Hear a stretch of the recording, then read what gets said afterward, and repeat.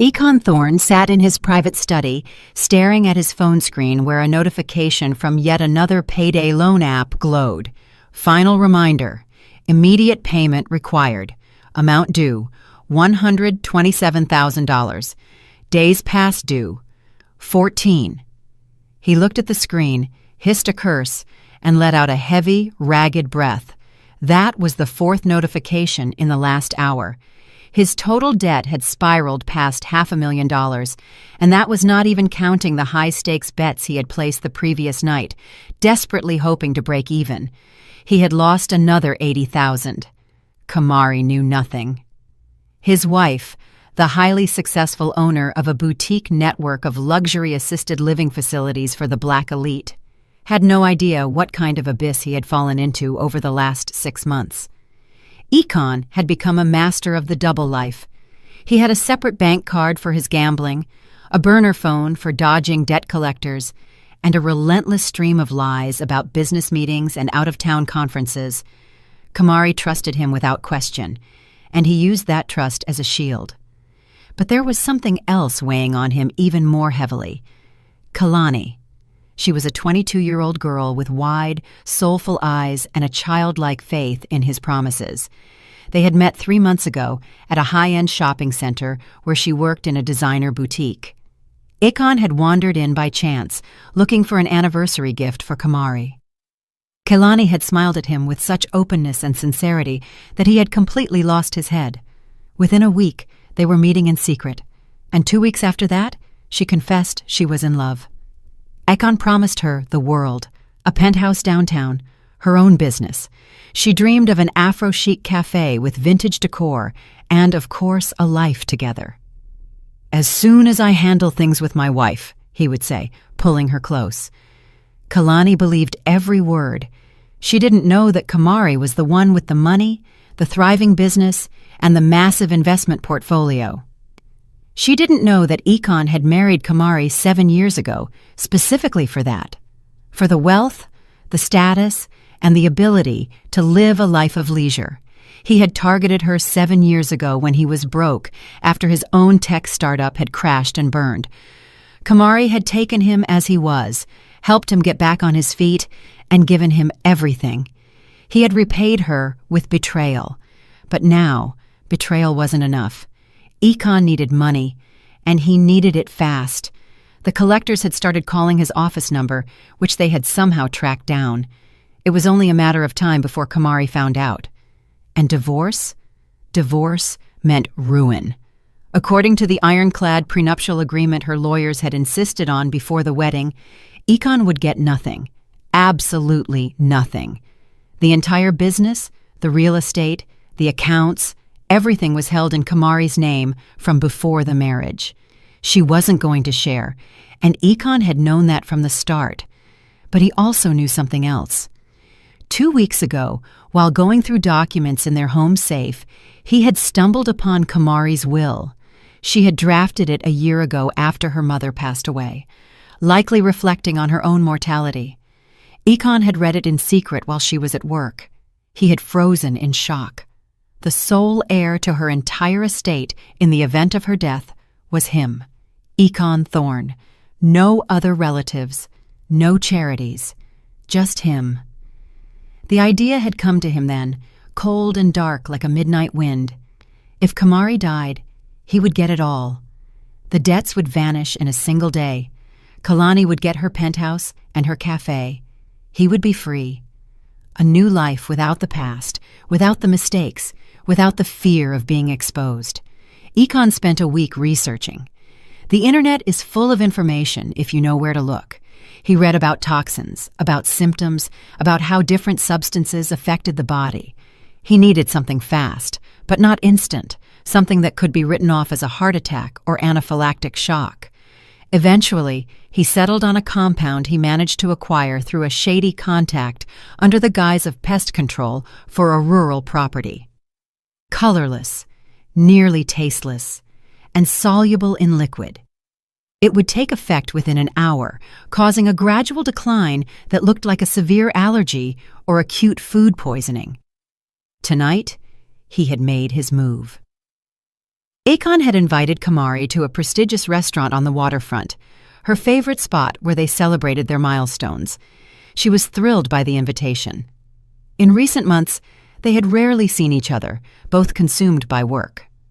Kamari wore an elegant silk dress the color of a ripe plum, her hair styled in an intricate crown of braids, and she smiled at him the way she used to in the very beginning. "You look breathtaking," Akon said, helping her into the car. "Thank you, baby." Kamari touched his hand. "I'm just glad we finally found time for us."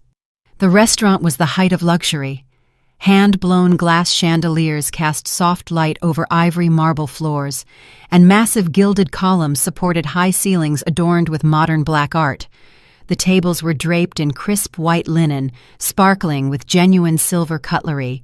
In the center of each table sat arrangements of fresh orchids in crystal vases.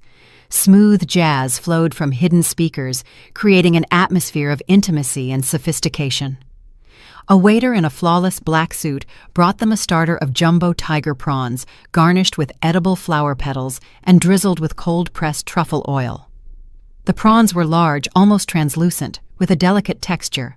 Then came the main course, Wagyu beef fillet, seared to a perfect medium, served with a wild mushroom and red wine reduction that literally melted in the mouth, leaving a hint of nuttiness and smoke.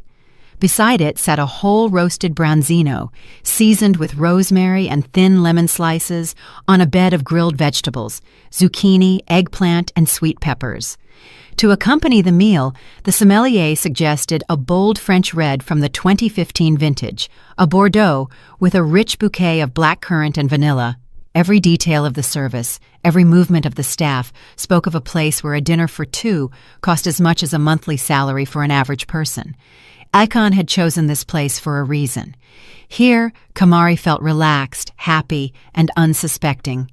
Akon tried to act natural, joking, talking about work, and asking about her day. Kamari spoke about the new facility she planned to open in the suburbs, and how difficult it was to find qualified staff.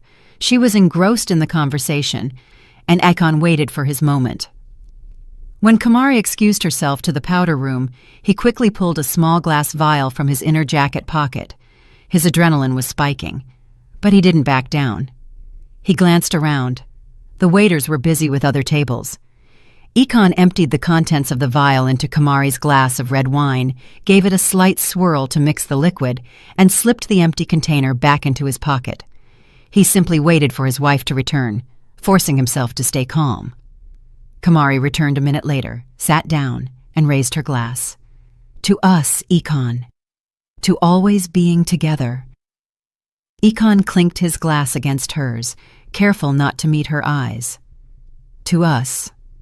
She took several sips. Akon watched as she set the glass down and continued talking about her plans. 20 minutes passed, then 30. Kamari finished her wine and the rest of her meal. Akon had begun to wonder if the substance would work at all when he noticed her face turning slightly pale. "Kamari, are you okay?" he asked, faking concern. "I don't know," she said, rubbing her forehead. "I feel a bit dizzy. Maybe the wine was too strong." "Maybe we should get some fresh air?" They settled the bill. Akon used Kamari's card, and he helped her into her coat. She held onto his arm tighter than usual, and he could feel her fingers turning cold. As they stepped outside, Kamari suddenly stopped and clutched her stomach. "I feel sick," she whispered. "Really sick." "Hang in there, honey."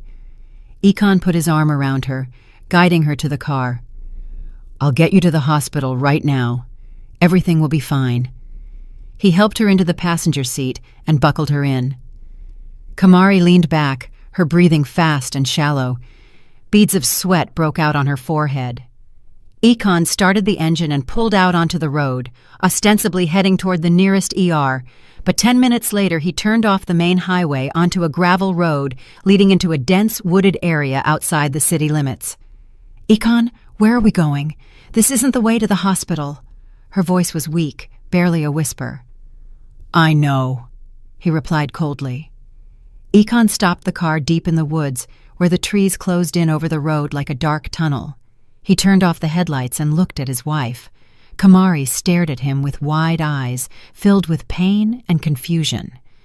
"I put poison in your wine," Ekon said, a thin smile touching his lips.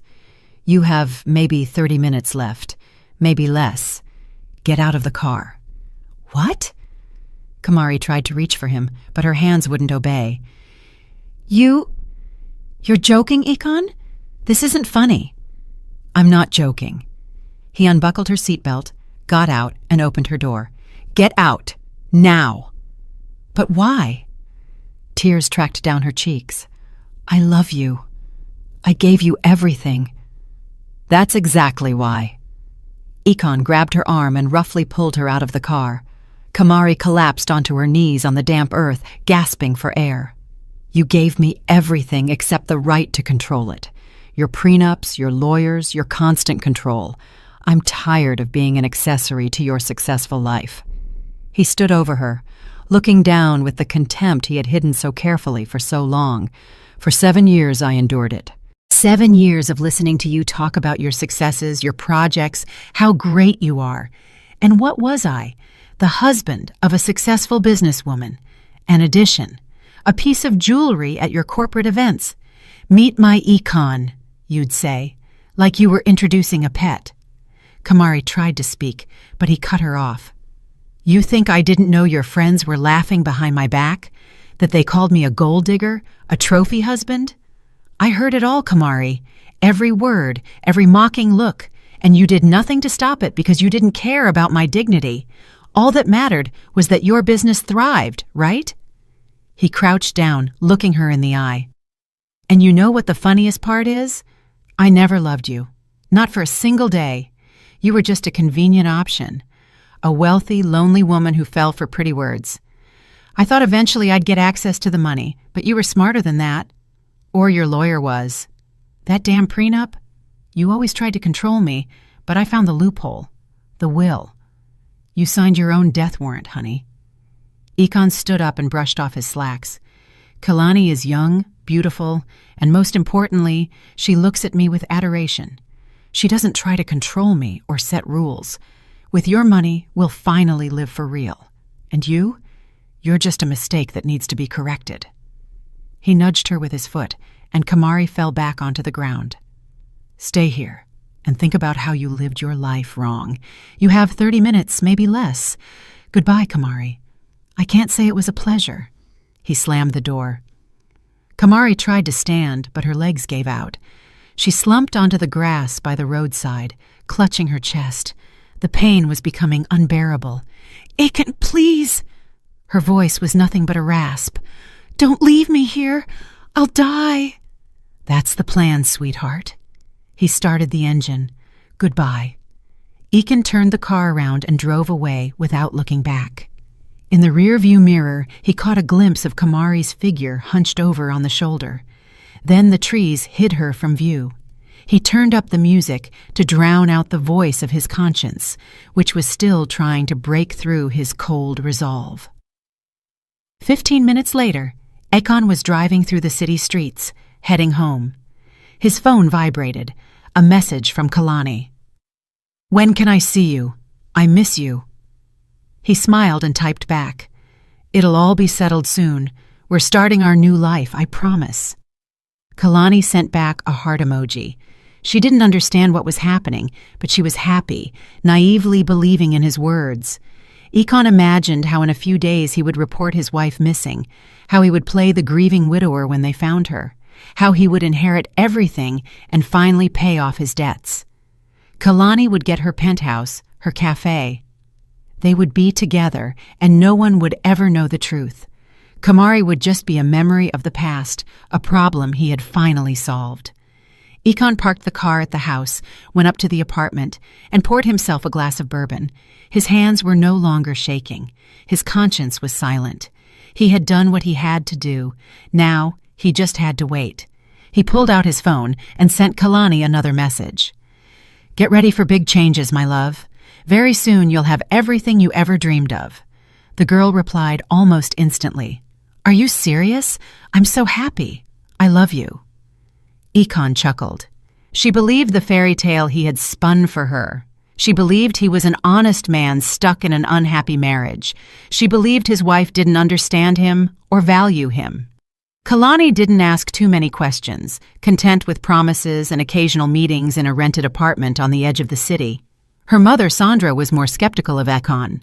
Several times she had tried to talk to her daughter, hinting that a married man was unlikely to leave his family and that promises were just words.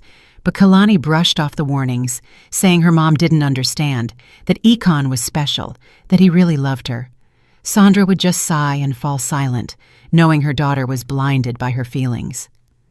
Akon finished his bourbon and looked at his watch.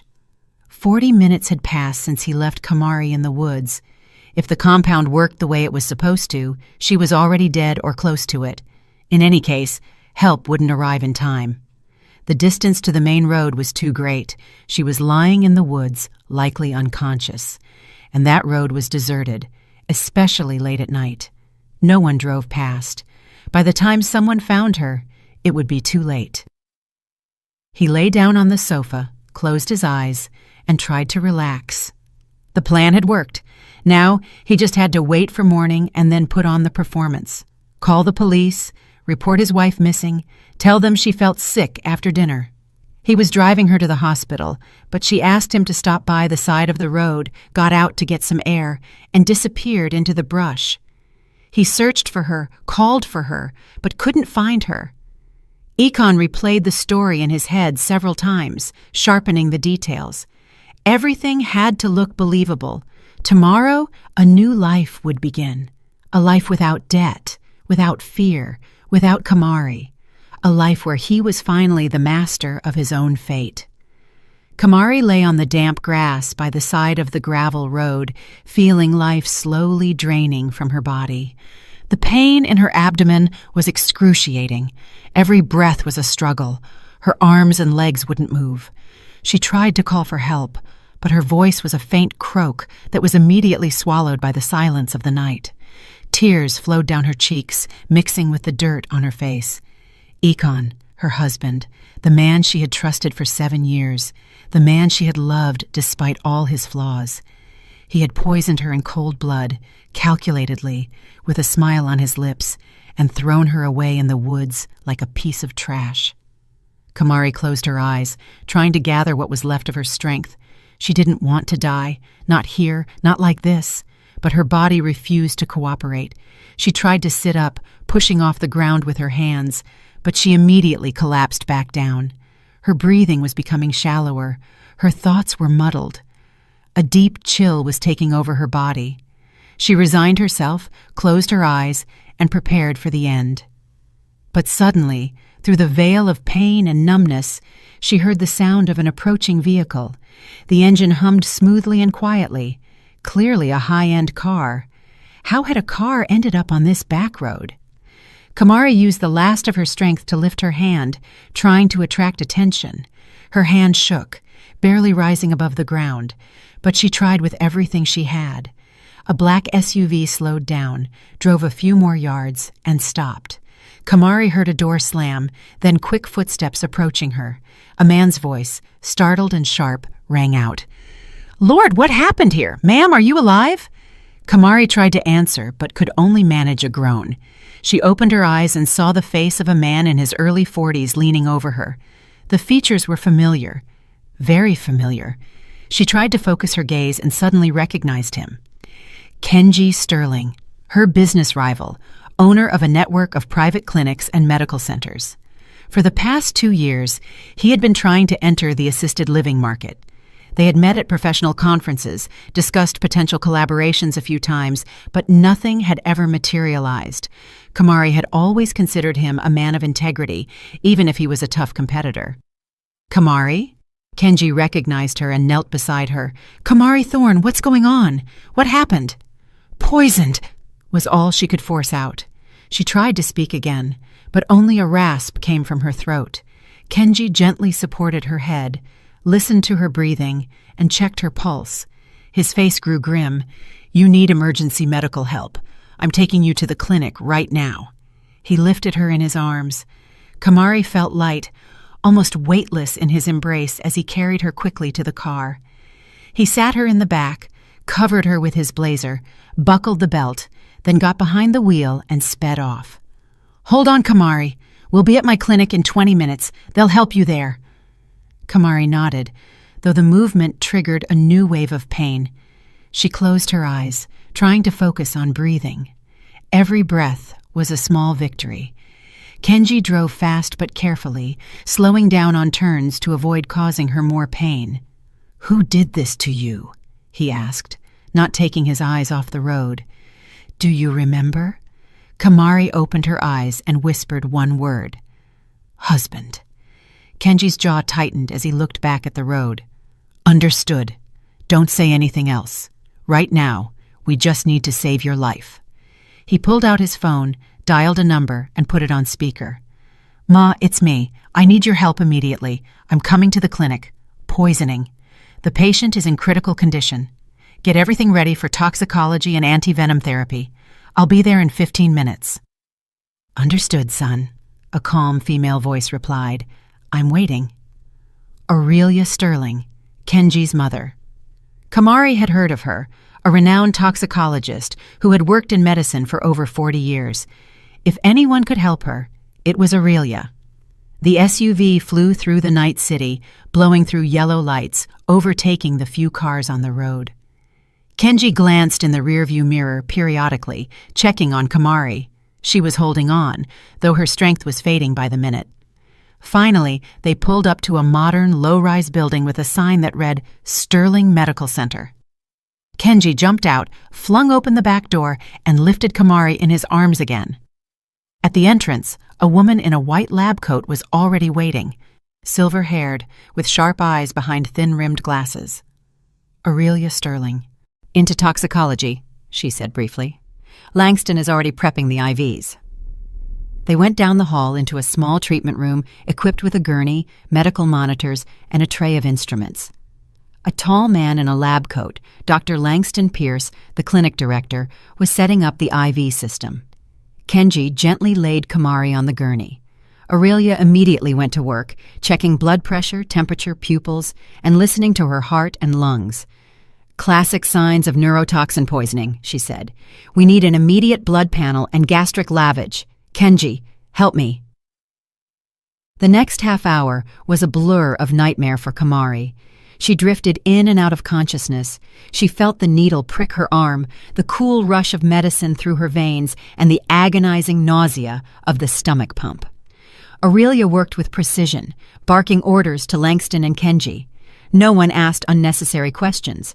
Everyone understood that every second counted. An hour later, Aurelia stood up and stripped off her gloves. "The worst is over. The antidote is taking effect." The blood work showed a thiophosphate compound. It's a toxin used in industrial agriculture for pest control, a lethal dose. If you had brought her 10 minutes later, there would have been nothing we could do. Kenji exhaled and rubbed his face. "She'll be okay?" "Yes, but she'll need time to recover.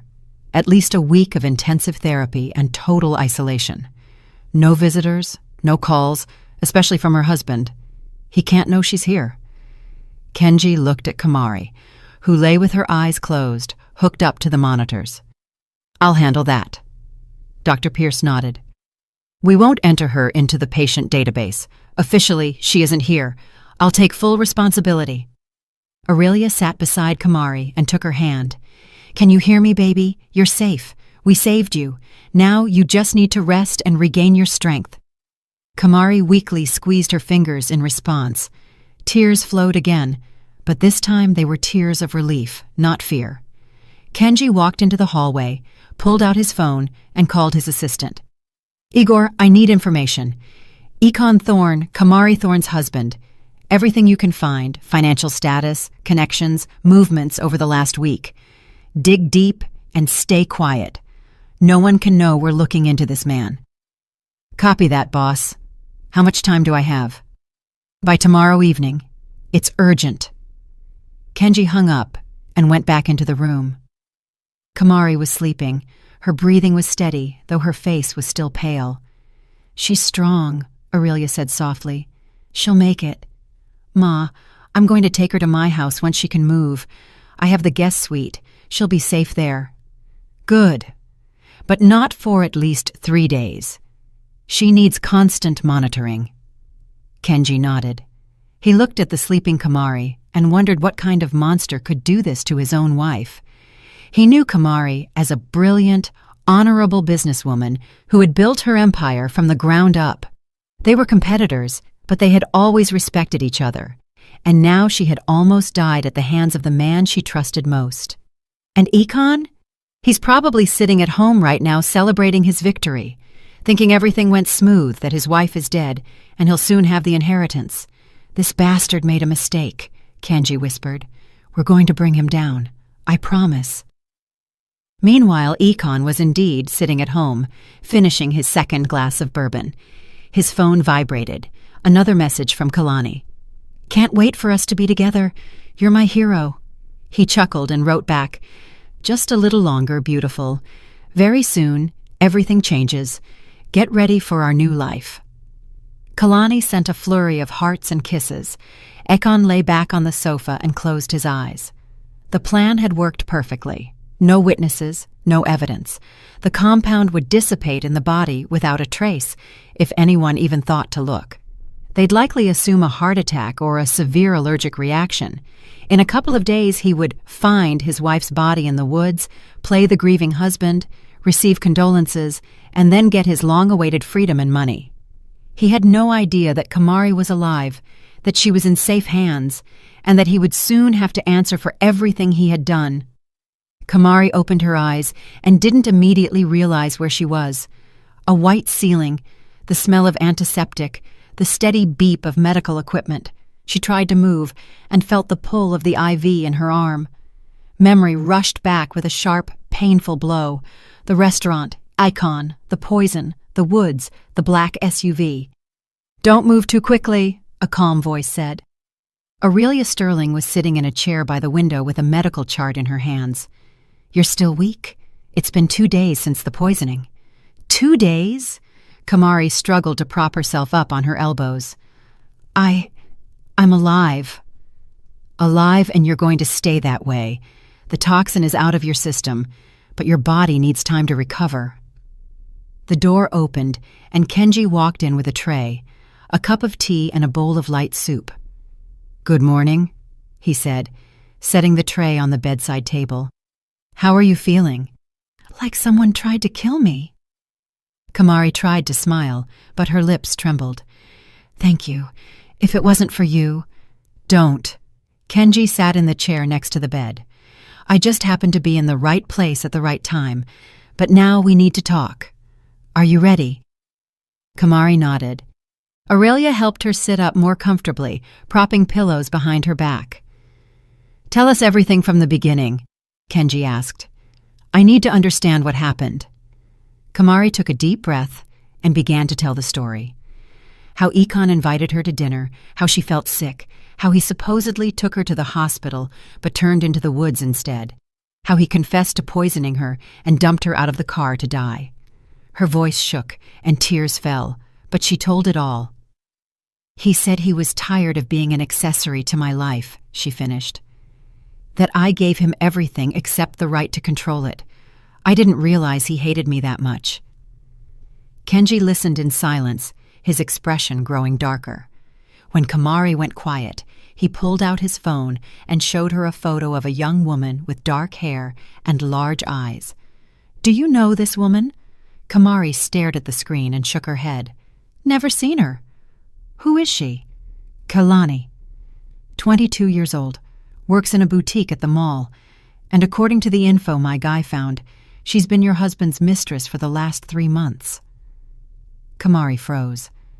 A mistress? Of course. It all made sense. Ikon didn't just want to get rid of her. He wanted to start over with someone else. Someone young, naive. Someone who wouldn't monitor his every move. I have their messages, Kenji continued. My guy got into his cloud storage. Ikon promised Kalani a penthouse, her own business, a cafe specifically, and a life together as soon as he settled things with his wife. In the last message he sent last night, he wrote, It'll all be settled soon. We're starting our new life. Kamari covered her face with her hands. The pain of the betrayal was almost physical, sharper than the pain of the poison. "There's more." Kenji pulled a folder from his bag. "Econ is drowning in debt. Payday loans totaling $520,000, sports betting. Collectors are calling him 10 times a day. He's bankrupt, Kamari, and the only way out of that hole for him was to inherit your estate." "The will," Kamari whispered. "I wrote it a year ago. Econ is the sole heir. Lord, I signed my own death warrant." "No," Kenji said firmly. "You trusted the man you married. That's normal. He turned out to be a monster, but we have a chance to hold him accountable, if you're ready." Kamari lifted her head and looked him in the eye. "I'm ready. What do we do?" "First, cut all ties. Divorce, immediately. Second, talk to an investigator. I have a friend at the district attorney's office, Detective Amara Vance. She specializes in cases like this. She's honest and principled. We can trust her, but if we go to the police, Econ will know I'm alive." Kamari frowned. "He might run." "That's why we'll act carefully and in stages. First, we gather all the evidence, and then we strike, suddenly and precisely, so he doesn't have time to react." Aurelia stepped toward them. "I've saved all of Kamari's blood samples. The presence of the thiophosphate compound is documented. That is irrefutable proof. Plus, my testimony as a toxicologist with 40 years of experience." "Perfect." Kenji made notes in a legal pad. "Next, we need the security footage from the restaurant. There's a chance it caught the moment Econ spiked your glass." "He did it when I went to the restroom," Kamari remembered. "I was gone for maybe 3 minutes. When I came back, he looked tense, but I didn't think anything of it." "Then there's a good chance the cameras caught it. I'll have Amara request the footage officially." Kenji dialed a number and put it on speaker. After 3 rings, a woman's voice answered. "Vance?" "Amara, it's Kenji Sterling. I need your help, urgently." "I'm listening." Kenji briefly laid out the situation. Detective Vance listened in silence, asking only a few clarifying questions. When he finished, she exhaled. "That's attempted murder. If everything you're saying holds up, he's looking at 15 to 25 years. I need to meet the victim, get her statement, and secure the medical records. When can she talk?" "Right now." Kamari sat up straighter in the bed. "I'm ready." "Good. I'll be there in an hour. Kenji, have everything ready, and not a word to anyone. This stays strictly confidential until we move for the arrest." "Copy that." An hour later, a woman in her 40s with short hair and a serious face entered the room. Detective Amara Vance introduced herself, showed her badge, and pulled out a recorder. "Kamari Thorne, I am a detective with the district attorney's office. Are you prepared to give a statement regarding the attempt on your life?" "I am," Kamari said firmly. For the next 2 hours, she told the entire story in detail. Amara recorded it, asked questions, clarified details, then reviewed the medical documents Aurelia provided, and made copies of the labs. "The picture is compelling," she said, tucking the papers into her folder. "Now I need to get the restaurant footage, pull Econ's financial records, and get a warrant for his phone and cloud storage. That will take a few days." "What about Kalani?" Kenji asked. "She could be an accomplice." "Possibly. But from the messages you showed me, it doesn't look like she knew Econ's plan. Most likely he played her. But I have to interview her. I'll do it through her family. It's safer that way. Sandra, her mother." Kenji flipped through his notes. 44 years old, works as an accountant for a construction firm, lives with her daughter in a 2-bedroom on the outskirts. I'll talk to her tomorrow. Vance stood up. "Kamari, you need to stay here and stay off the grid. No calls, no messages. Econ needs to think you're dead. That gives us the time we need to build the case." "What about the divorce?" Kamari asked. "We'll file through a representative. Econ will get the notice only after we have the full package of evidence. It'll throw him off balance, and he might make a mistake." Kamari nodded. The plan was clear. Now all that was left was to wait and hope everything worked. 3 days later, Kamari was able to stand and walk. Kenji took her from the clinic to his home, a spacious penthouse downtown with a minimalist interior. He led her to the guest suite. "Make yourself at home. You're safe here. My mother will come by every day to check on you, and I'll try to stay out of your way." "Kenji!" Kamari stopped him at the door. "Why are you doing all this? We're competitors. You could have just dropped me at a hospital and forgotten about it." He turned to her. "Because I can't walk away when someone needs help. Yes, we're business rivals, but that doesn't mean I'm heartless. Besides," he hesitated, "I've always respected you. For your integrity, your professionalism, and it hurts me to see what you've been through." Kamari felt tears welling up. "Thank you. I'll never forget this." Kenji nodded and left, quietly closing the door. Kamari was alone. She walked to the window, looking out at the city lights. Somewhere out there, in their apartment, her husband was living his life, believing he had gotten rid of her forever. But he was wrong. Soon he would realize what a monstrous mistake he had made. Meanwhile, Detective Imara Vance met with Sandra at a small cafe. The woman was anxious, not understanding why an investigator needed to see her. "Are you with the police?" she asked, sitting across from the detective. "What happened?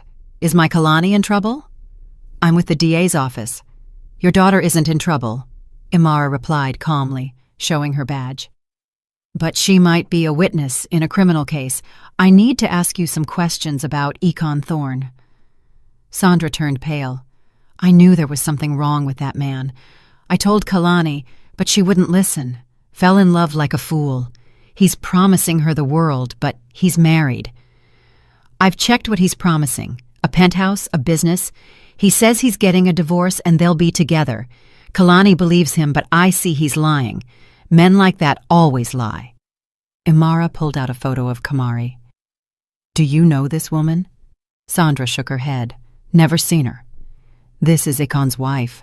3 days ago he tried to kill her, poisoned her and left her to die in the woods." Sandra pressed her hand to her mouth. Her eyes widened with horror. "Lord, and what about her?" "She's alive. She was saved. Right now, we're gathering evidence to prosecute Econ. Your daughter can help the investigation. I need her messages with Econ, her testimony on what he promised her." "She didn't know," Sandra said quickly. "Kalani didn't know he was going to kill his wife. She's just a girl in love who believed the fairy tales." "I understand. And if she gives a voluntary statement, that will be taken into account. She's not an accomplice. She's a victim of his manipulation. But her testimony will help establish the motive." Sandra thought for a moment, then nodded. "Fine. I'll talk to her. She needs to know the truth. She'll testify." Kalani sat in the kitchen, staring at her mother with terrified eyes. Her face was pale, her hands shaking. Sandra had just told her everything she'd learned from Detective Vance, about Econ's attempt to kill his wife, about how everything he'd promised Kalani was built on blood and lies. "No," the girl whispered. "That can't be. Econ wouldn't do that. He loves me. He promised." "He promised you a penthouse and a business bought with blood money he'd get after his wife died," Sandra said harshly. "Do you understand what that means? He used you. You were his motive, his reason to kill another person." Kalani burst into tears, burying her face in her hands. Sandra hugged her daughter, pulling her close. "I'm a fool," Kalani sobbed. "I'm such a fool. How could I believe him?" "You're not a fool. You just fell for a monster who knows how to lie beautifully. But now you have a chance to make it right. The investigator needs your help. Your testimony will put him in prison." "But I didn't know." Kalani lifted her tear-stained face. "Mama, I swear, I didn't know he was going to kill her. If I had known, I never—" "I believe you. The investigator will too. That's why she wants you to give a voluntary statement. Show her the messages. Tell her what he promised. It'll prove he had a motive." Kalani wiped her tears and nodded. "Okay, I'll do it. I have to. That woman, his wife, she almost died because of me." "Not because of you," Sandra corrected. "Because of him. Because of his greed and malice. You have nothing to do with it." The next day, Kalani met with Imara Vance at the DA's office. The girl was terrified, her whole body trembling as she handed over her phone. Imara carefully reviewed the messages. Ikon had written to Kalani almost every day. He promised her the penthouse, the cafe, a future together. In one message, sent 2 days before the attempt on Kamari, he wrote, "Soon I'll handle everything with the wife. Divorce won't solve it. I'd end up with nothing. I have to settle it another way. But don't worry, baby. I've thought of everything." "What did he mean by settle it another way?" Imara asked. Kalani shook her head. "I don't know. I thought he was just going to find a way to divorce without losing the property. Maybe through a good lawyer or something. I never thought he was capable of murder." "And after that night, when it happened, did he write to you?" "Yes. The next day he wrote, 'It'll all be settled soon. We're starting our new life, I promise.' I was so happy. I thought he'd finally gotten the divorce papers." Imara took screenshots of the entire thread and printed the most critical messages. "Kalani, you've been a huge help. These messages prove Ikon had a clear motive. Now I need you to give a formal statement." "I will. I'll tell you everything I know." For the next 2 hours, Kalani detailed her relationship with Ikon, how they met, what he promised, how often they saw each other, and the fact that he never once mentioned his wife owned a multi-million-dollar business. Imara recorded every word. When the interview finished, Kalani looked exhausted, but there was relief in her eyes. "What happens to me now?" she asked quietly. "Will I go to jail?" "No," Imara replied confidently. "You didn't commit a crime. You were misled. But you need to cut off all contact with Ikon Thorne. No calls, no messages. If he tries to reach you, tell me immediately." Kalani nodded. "I don't ever want to see him again. Never." Meanwhile, Imara got the security footage from the restaurant. A tech expert ran the tape, stopping on the key moments. "There," he pointed to the screen. 21:43. The woman gets up and leaves, presumably to the restroom. On the screen, Kamari was seen getting up and heading for the exit. Ikon was left alone. The camera caught him in profile. He glanced around, checking if anyone was looking. Then, in a quick motion, he pulled a small vial from his jacket, emptied it into Kamari's glass, and tucked it back. The whole thing took less than 10 seconds. "Perfect." Imara stopped the recording. "That's direct evidence. I need high-res copies of this." "You got it." The expert nodded. Imara also pulled Ikon's financial records. The picture was grim. Debts to 5 different high-interest lenders totaling $520,000. Overdue payments, constant calls from collectors. His betting history showed he'd lost over $1 million in the last 6 months. Then she reviewed Kamari's will. According to the document, Ikon Thorne was the sole heir to her entire estate. The motive was undeniable. Massive debt, a mistress who wanted a lifestyle he couldn't afford, and a will that gave him everything if his wife died. "The case is perfect," Imara told her colleague as she laid out the papers. "We have the medical report of the poisoning, the video of him spiking the glass, the messages to the mistress promising a new life after the solution, the financial records showing he was broke, and the will. This is more than enough for an arrest warrant." "When do we move?" the colleague asked. "Soon, but first we lure him in. Let him come to us thinking he's won." Imara called Kamari at Kenji's place. "Kamari, we're ready. Here's the plan. First, he gets a call from the police department. They'll tell him a body was found in the woods, identified by the ID in the purse as you. They'll invite him for an official identification in 3 days. That'll put him at ease. He'll think everything went to plan. Then, the following day, he'll get a call from the bank regarding the estate. That's when we take him." "How will it happen?" Kamari asked. Her voice was steady, but Kenji, sitting beside her, saw her knuckles turning white. "We'll summon him to the bank under the guise of an estate consultation. He'll walk in confident he's about to get your entire life, and we'll be waiting, you, me, Kenji, and the DA's task force. You'll personally hand him the divorce papers, and I'll officially charge him." "I want to see his face," Kamari said softly, "when he realizes I'm alive. You will, I promise." The next morning, Econ got a call from an unknown number, a man's voice, official and dry. "Econ Thorne?" "Yes, this is he," Econ said, tensing up. "Detective Miller, Central Precinct. Last night, a woman's body was found in a wooded area outside the city. Identification found in the purse belongs to Kamari Thorne. Is that your wife?"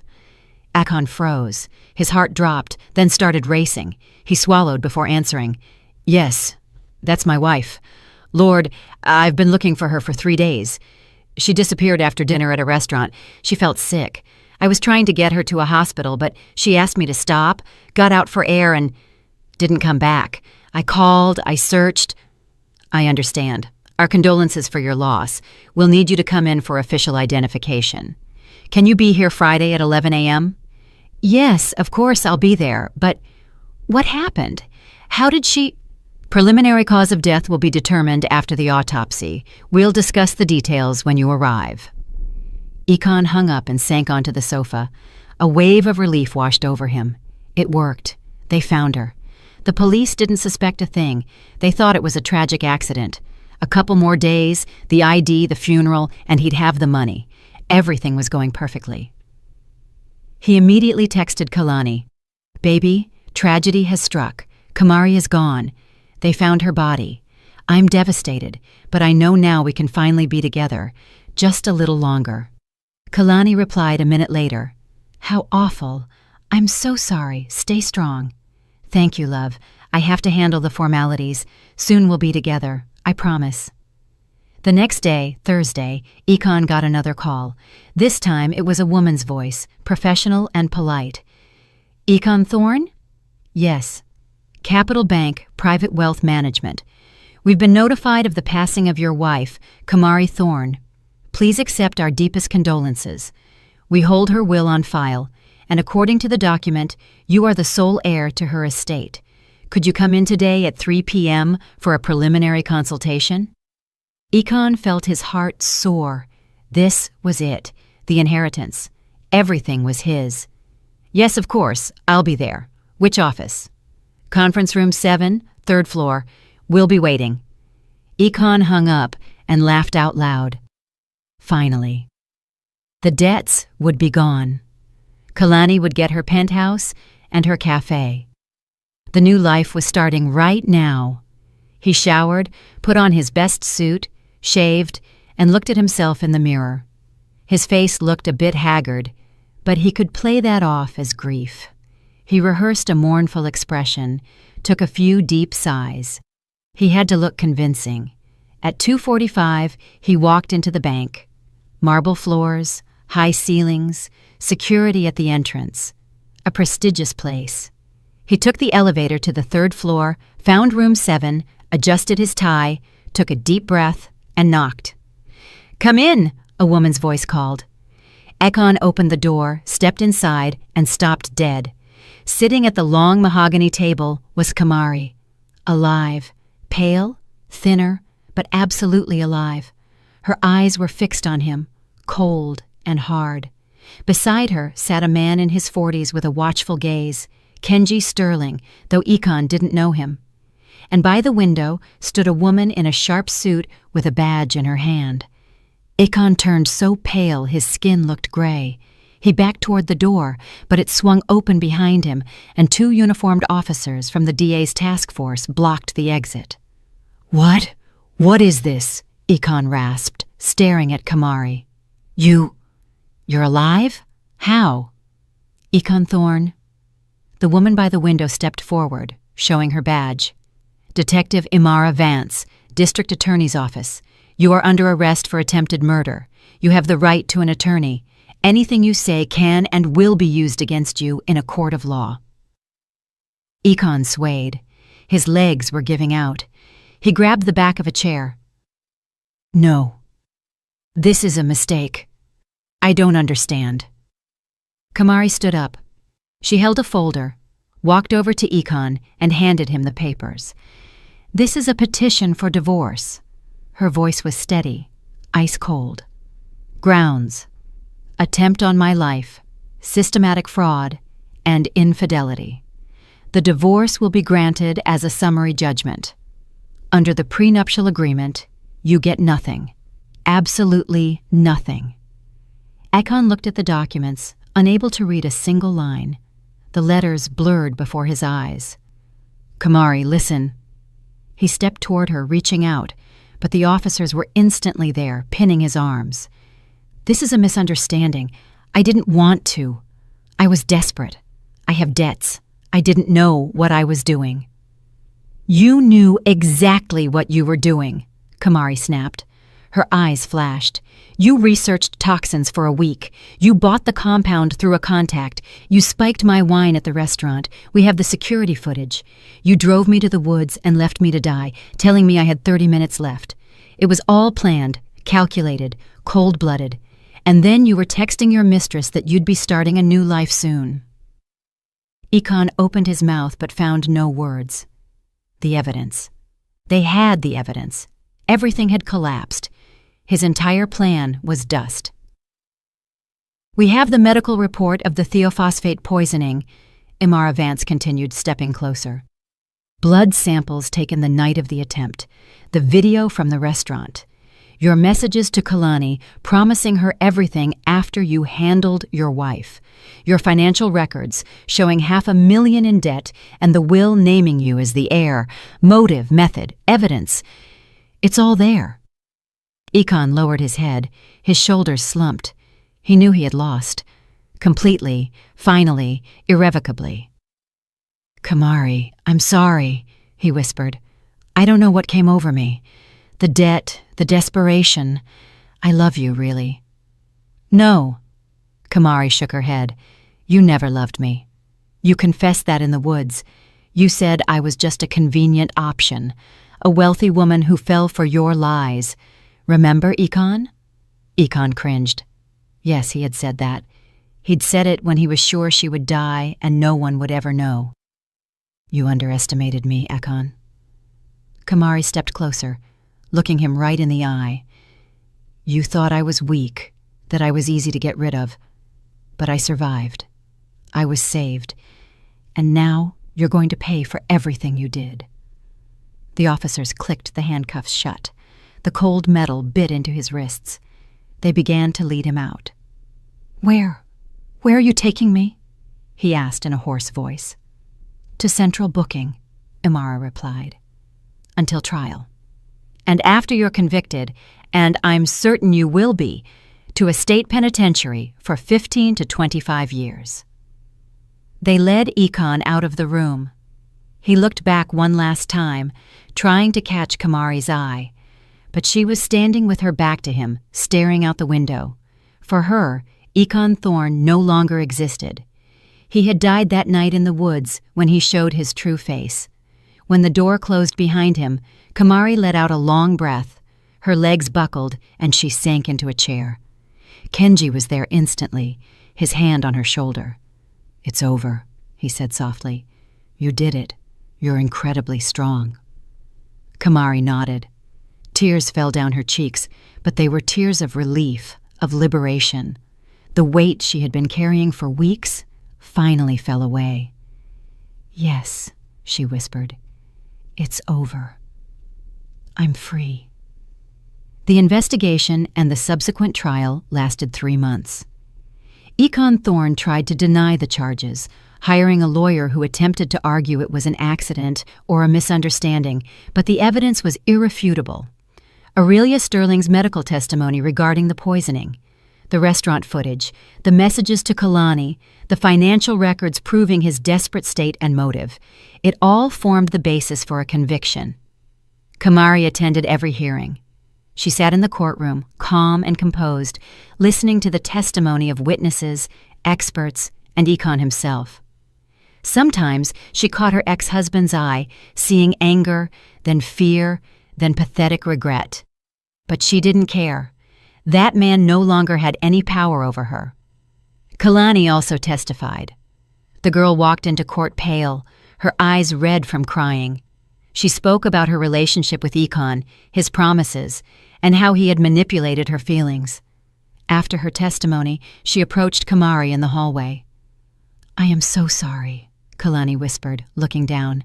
"I didn't know. I swear I would never have agreed to any of it if I had known." Kamari looked at the young woman who had been nothing but a pawn in someone else's game and sighed. "I don't blame you. You were his victim, too. He used you just like he used me, just for different reasons. I'm never getting involved with a married man again." Kalani wiped her eyes. "Never. I've learned my lesson. Take care of yourself." Kamari touched her hand. "Be careful who you trust." Kalani nodded and walked away. Her mother, Sandra, gave Kamari a grateful look. She hadn't expected such humanity from the woman who had almost died because of her daughter's affair. In late September, the judge handed down the sentence. Econ Thorne was found guilty of attempted murder and sentenced to 18 years in state prison. Econ turned pale as the sentence was read, trying to say something, but the bailiffs were already leading him from the courtroom. Kamari stepped out into the crisp air. Leaves were falling from the trees, carpeting the sidewalk in gold. She closed her eyes and felt the last of the weight lift. It was finished. Econ was facing his punishment, and she had her whole life ahead of her. Kenji was waiting for her by the car. He had been at every hearing, supporting her, standing by her through the hardest moments. In those 3 months, a special bond had formed between them, built on trust and mutual respect. "Congratulations," he said as she approached. "Justice was served." "Thanks to you," Kamari smiled. "If it wasn't for you, I wouldn't even be alive." Then fate brought us together at the right time. Kenji opened the door for her. "Where to?" "Home, to my apartment. I haven't been there in a long time." The divorce had been finalized before the trial. Under the prenuptial agreement, Econ received nothing. All assets remained with Kamari. She also annulled the old will. Her business hadn't suffered during the proceedings. Her deputies had handled the day-to-day operations while she worked remotely. But now that it was over, she planned to return to full-time leadership. A month after the sentencing, Kamari met Kenji at a restaurant. Not the one where Econ had poisoned her. She would never go there again, but a new place, bright and airy, with a stunning view of the skyline. "I wanted to talk to you about something," Kenji said, as they ordered dinner. "A business proposal." "I'm listening." Kamari took a sip of water. "Our businesses complement each other. You handle high-end assisted living. I handle private clinics and medical centers. What if we joined forces? Create a joint network of healthcare facilities with a full cycle of care, from outpatient treatment to long-term residential support." Kamari thought about it. The idea was intriguing. Indeed, such a partnership would benefit them both. "It could work," she said slowly, "but we'd need to carefully work out the details, the financial model, the management structure, the division of authority. Of course, I've already had my lawyers draft a preliminary plan. We can meet next week to discuss the specifics. Deal?" They continued their dinner, talking about business, plans, and life. Kamari realized she felt easy and comfortable with Kenji. He didn't push, he didn't try to control. He treated her as an equal. It was so different from her relationship with Econ, where she always felt obligated, guilty, or not good enough. Over the next few weeks, they began working on the joint venture. They met several times a week, discussing details, debating, and finding compromises. Aurelia Sterling also got involved, consulting on medical aspects. Dr. Pierce offered his clinic as a pilot project for the new model. But it wasn't all smooth sailing.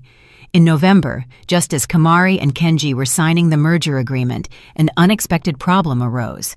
One of Kamari's major investors, hearing about the merger, demanded an early return of his funds. The amount was massive, $20 million. "He says he doesn't trust the new management structure." Kamari paced nervously in Kenji's office.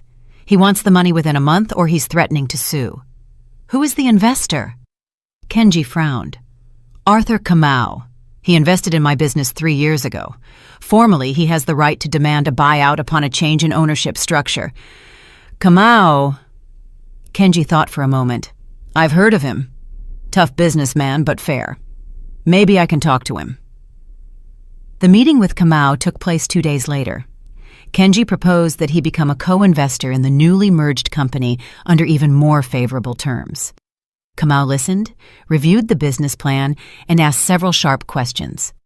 "Fine," he finally said. "I'm in, but on one condition: I want a seat on the board and voting rights on strategic decisions." Kamari and Kenji looked at each other. It was a reasonable demand. "Deal." Kenji extended his hand. The crisis was averted. Furthermore, Kamau proved to be a valuable partner, bringing his experience and connections to the table. By the end of the year, they opened their first joint medical center and assisted living facility. The project was a massive success. Gradually, the business relationship grew into something more. Kenji invited Kamari to concerts, to the theater, on long walks through the city. She accepted, and each time she realized she loved spending time with him. He was attentive, tactful, and knew how to really listen. Beside him, she felt protected, but never confined. One evening, as they walked along the riverfront, Kenji stopped and turned to her. "I don't want to rush things. I know you've been through a horrific betrayal and you need time. But I have to say, I love being with you. Not just as a business partner.